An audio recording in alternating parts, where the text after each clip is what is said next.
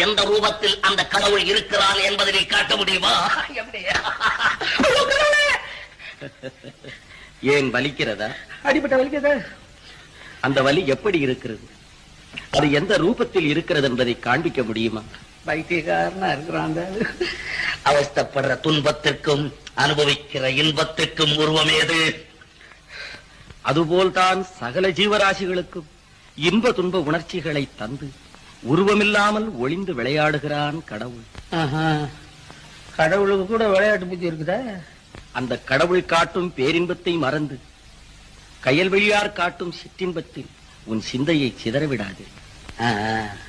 இன்பத்துல சின்னது வேற பெருசு வேறையா? சந்தேகம் என்ன?